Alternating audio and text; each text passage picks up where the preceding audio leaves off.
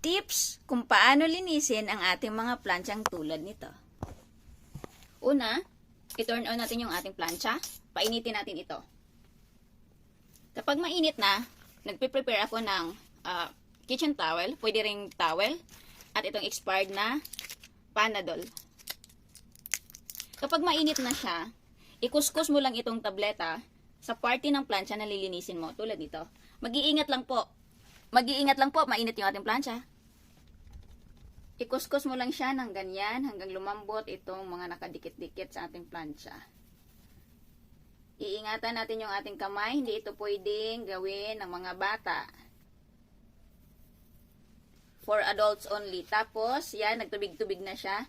Pupunasan natin. Yan, tingnan nyo, natanggal na, di ba? Ang kapal na nito, pinakapal ko talaga to para sa aking tutorial. Charot.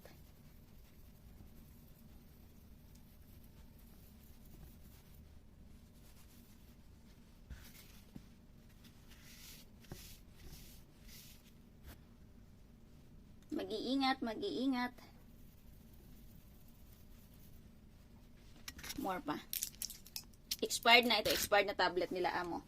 Tinatapon, pinupulot ko para dito.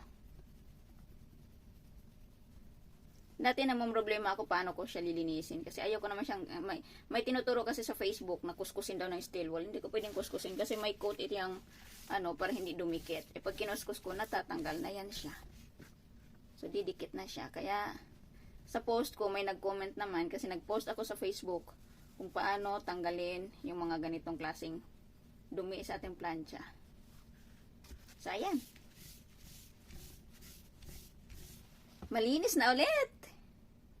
Ganun lang kasimple. Sana may natutunan kayo sa aking tutorial. Thank you. Bye-bye.